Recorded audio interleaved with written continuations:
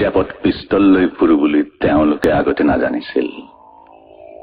সিদিনা হঠাৎ যেতিয়া মই শত্ৰুৰ দুৰ্গত বন্দী, তেওঁলোকে পঢ়িলে খবৰ।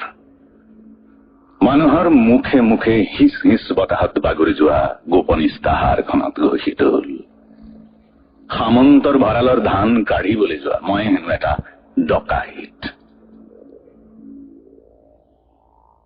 লগে লগে মোৰ সতে হোৱা সকলো সন্ধিপত্ৰ ছিঙি তেওঁলোকে আকাশলৈ এশবাৰ থুৱাই দিলে।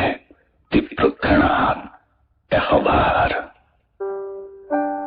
জোনাকৰ প্ৰতিজ্ঞাৰে গঢ়া সকলো সন্ধিপত্ৰ কোৱা হল দুৰভিসন্ধি। তেওঁলোকে খেপিয়াই ফুৰিছে। ইমান কোমলতাৰ মাজত কেনেকৈ জ্বলিছিল মোৰ সেই হিংস্ৰ দুটা চকু। আজিকালি তেওঁলোকৰ মোৰ চকুলে চাই কথা কবলৈ ভয়।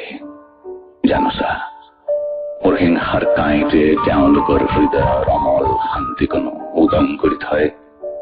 আৰু হয়তো ভাবে মোৰ হৃদয়ত বৰফ পৰি পৰি মই সম্প্ৰতি এটা এনাৰ গোলা বিষণ্ণ ৰাতি। আৰু মোৰ বিৰুদ্ধে অতবোৰ সন্দেহৰ আঁচনি জুগুটোৱা সকলক মই কম, মইতো দিগন্তত দিশহাৰা হৈ যোৱা অষ্টগামী বেলি নহয় যে অন্ধকাৰৰ ওচৰতো নতজানু হম। মই ৰাতিৰ অন্ধকাৰতো সংগোপনে অথচ নিৰ্ভীকভাৱে জ্বলি থকা এটা দুখমুখাগ্নি, যাৰ বাবে মই আত্মজৰ সোঁৱৰণত পদূলিত এগছি বন্তি জ্বলাবলৈ বাধ্য হলো, যাৰ বাবে গোলাপতকৈ প্ৰিয় স্বাধীনতাক হেৰুৱালো, যাৰ বাবে কোনোবা অনাগ্ৰাতা কুমাৰী গাভৰুৱে চকুলোৰে পৃথিৱী ঢাকি খোলে পোহৰতকৈ এন্ধাৰ ভাল, যি ক্ৰূৰ হাতেৰে মোহাৰি গল মোৰ দেশৰ প্ৰত্যেকখন গোলাপ বাগিচা, যি ৰাজনীতি নুবুজা মোৰ ভাইটোক বুকুৰ তেজেৰে লিখিবলৈ বাধ্য কৰালে স্বদেশৰ নাম, সেই সকলৰ বাবে মই উত্তপ্ত হলো। আৰু সেই সকলৰ বাবেই মই হাতত তুলিলো নিষিদ্ধ পিষ্টল।